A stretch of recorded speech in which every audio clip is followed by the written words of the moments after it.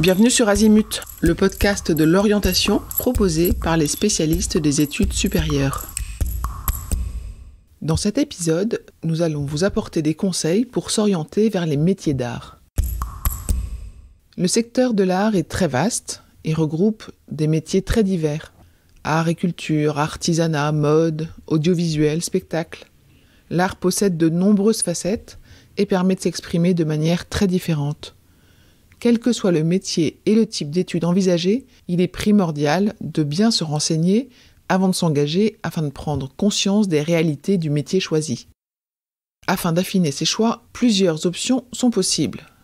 L'une d'entre elles est d'effectuer un stage de découverte professionnelle. Si vous êtes étudiant lycéen ou même collégien, à partir de la 4e et de la 3e, il vous est possible d'effectuer un stage pendant vos vacances scolaires dans tout type d'entreprise, qu'elles soient publiques ou privées, ou dans des associations, ou aux côtés de professions libérales. Pour cela, vous pouvez vous renseigner auprès de votre établissement scolaire pour obtenir une convention de stage avec l'entreprise sélectionnée.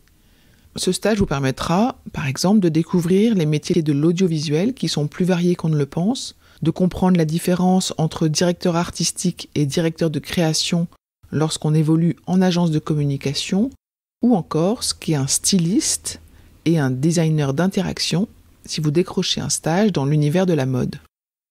Une autre possibilité est de faire un stage en immersion en école. Si votre projet professionnel est défini, il vous est possible d'effectuer ce stage en immersion dans l'établissement post-bac de votre choix. Les demandes d'immersion sont réalisées par les établissements d'origine où sont scolarisés les élèves. Il permet non seulement aux élèves d'assister aux cours de l'école souhaitée, mais surtout de valider et confirmer que les enseignements prodigués les intéressent.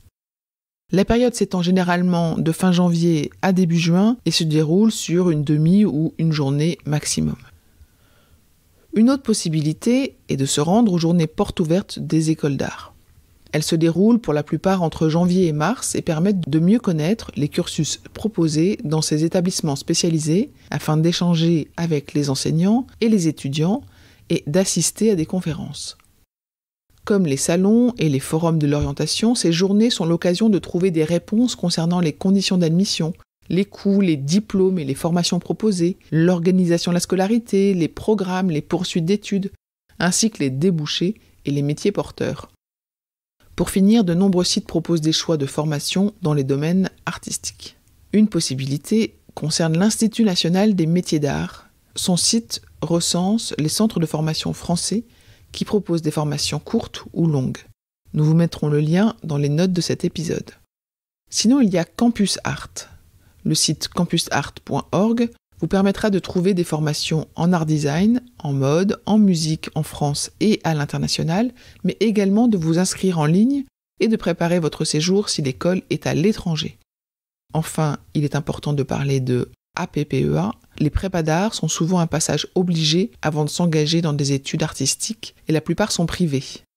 L'APPEA est l'Association nationale des prépas publics aux écoles supérieures d'art et recense 23 classes de prépa d'art public réparties sur l'ensemble du territoire. Il est important de préciser que l'accès à ces prépas publics se fait en dehors de Parcoursup. Et le lien sera dans les notes de cet épisode. À bientôt! Je vous retiens quelques instants de plus pour vous remercier de votre écoute fidèle. Les nombreux messages que vous nous envoyez nous touchent beaucoup et nous lisons toujours les avis que vous nous laissez sur Apple Podcast avec émotion. Si ce n'est pas encore fait, allez nous déposer 5 étoiles et rédigez votre commentaire sur Apple Podcast et sur Spotify. Vous pouvez également vous abonner pour avoir les épisodes dès leur sortie. Et surtout, partagez l'existence du podcast autour de vous. Parlez-en. Pour bénéficier d'une lecture d'épisodes par thématique, nous vous recommandons d'aller sur notre site azimut-podcast.com. Vous verrez, tout y est très bien classé. Je vous souhaite une bonne journée ou une bonne soirée et à bientôt sur Azimut.